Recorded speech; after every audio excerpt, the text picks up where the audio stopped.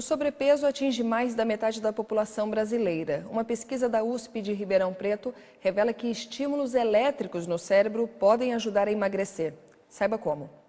O tratamento é recomendado para quem não consegue perder peso, depois de várias tentativas. O procedimento é inédito no Brasil, mas já foi testado em 10 países.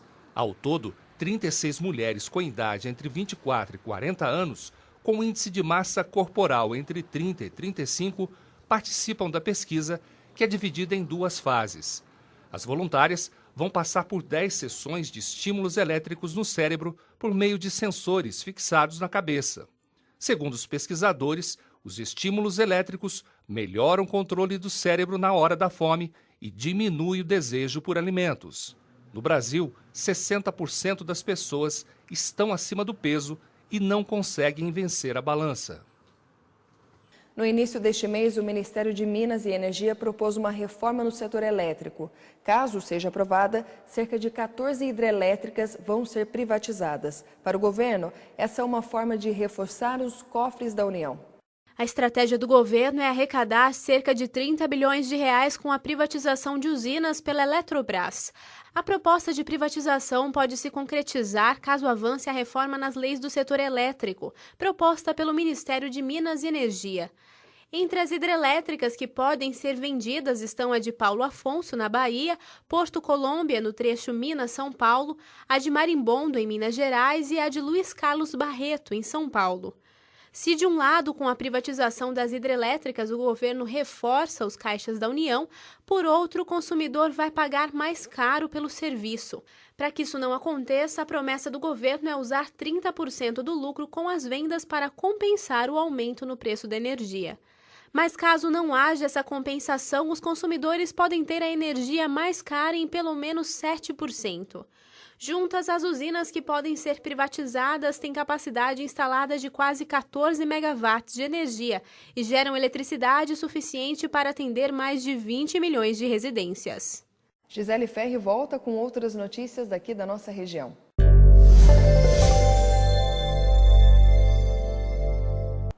Olá! O Poupa Tempo amplia serviços com área marcada em Pindamonhangaba. Agora será oferecido também a emissão de carteira de trabalho. Os atendimentos devem ser agendados pela internet no site poupatempo.sp.gov.br. O horário de atendimento é de segunda a sexta-feira, das 8 às 17 horas, e aos sábados, das 8 às 12 horas. A Prefeitura de Taubaté abre hoje 90 vagas para cursos gratuitos na área de beleza e panificação.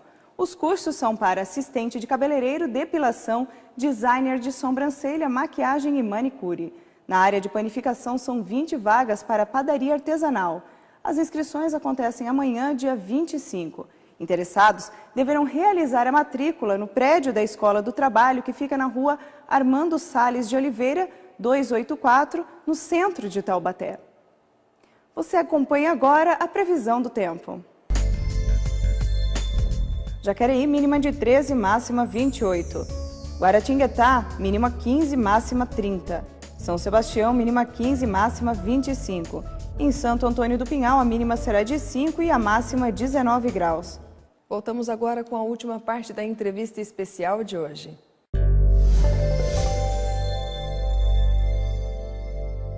João Cláudio Jarruri, todo mundo já conhece, né?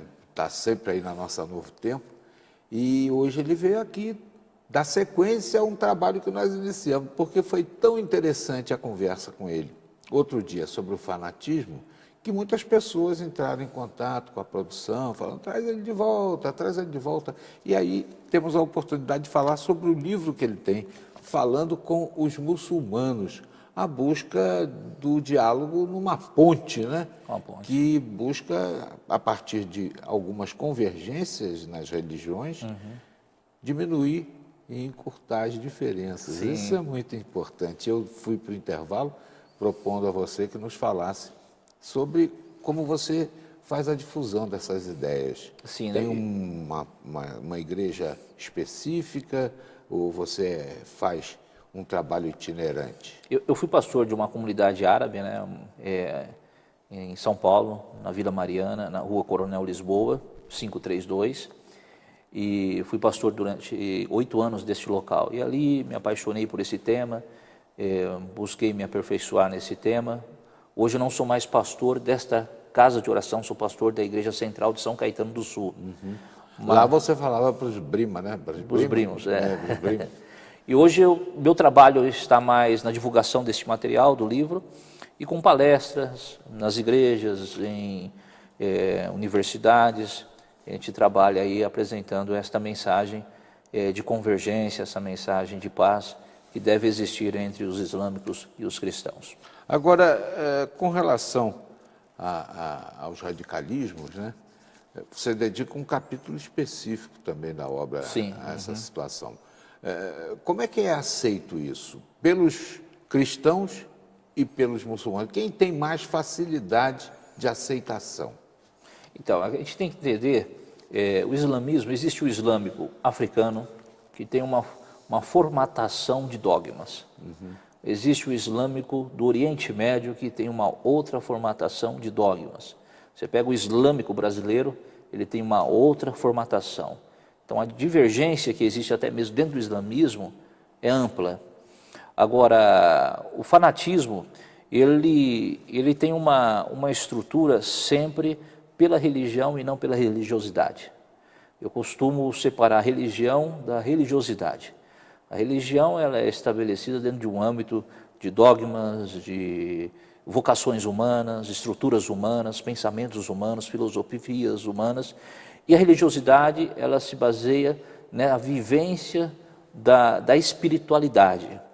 Quando a religiosidade ela é tomada pelos dogmas religiosos, que são fortíssimos dentro do islamismo, aí nós temos aí o que vemos, o terrorismo, o fanatismo, o radicalismo, a estrutura destruidora que traz para os povos. Então a gente tem que entender desta maneira, desta forma, a questão do fanatismo religioso. O trabalho que o Chauri desenvolve é realmente uma coisa muito importante, né? Porque a gente tem que trabalhar essa questão de unir as pessoas, né?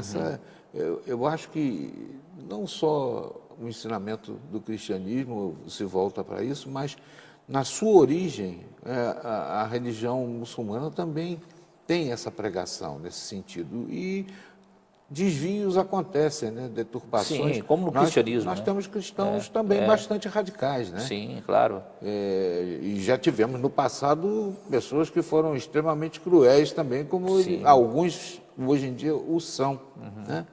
E esse encontro é sempre salutar, importante. Muito. E interessante que se você trabalha o cristianismo, a história do cristianismo é uma história também de certo desgaste com a espiritualidade, né?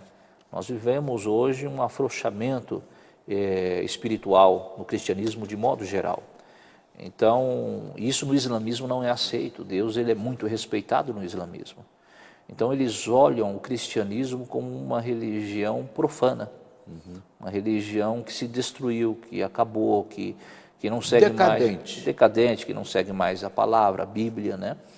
E quando você tenta fazer esse diálogo, é aqui que está o perigo e o problema. A problemática é essa.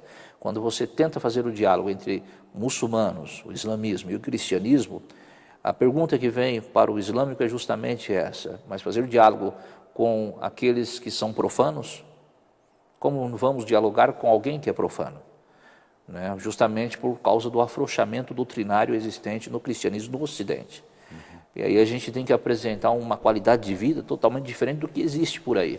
Aliás, essa situação também existe entre os próprios cristãos, né? Um determinado segmento achou que havia discrepâncias muito cruéis, né? Do ponto de vista de essas questões do Vaticano e tudo mais, né? E fizeram a reforma protestante, tanto insatisfeitos com o rumo que havia sido tomado por venda de indulgências, a tíbia do jumento que carregou Maria, né? Coisas que a Igreja absurdas, Católica, né?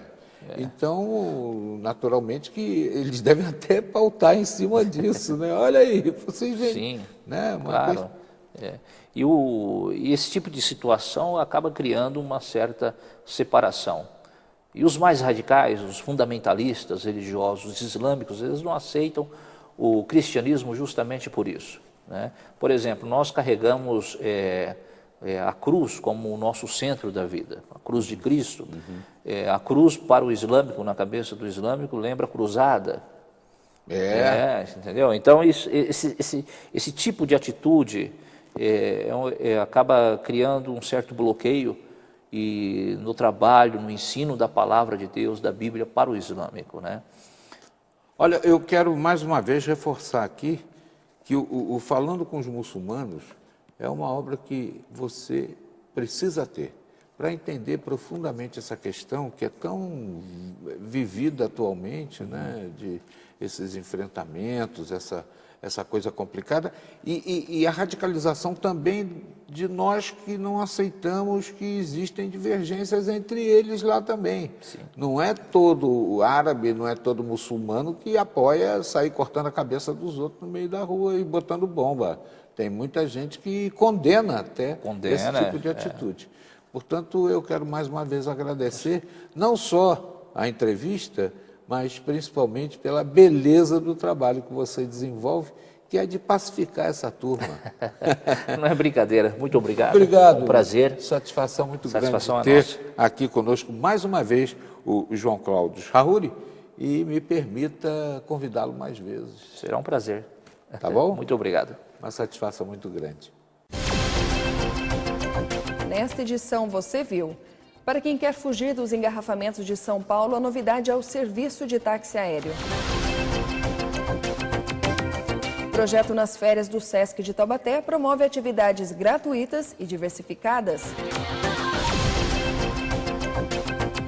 Jovem de Taubaté monta seu próprio negócio utilizando a compostagem.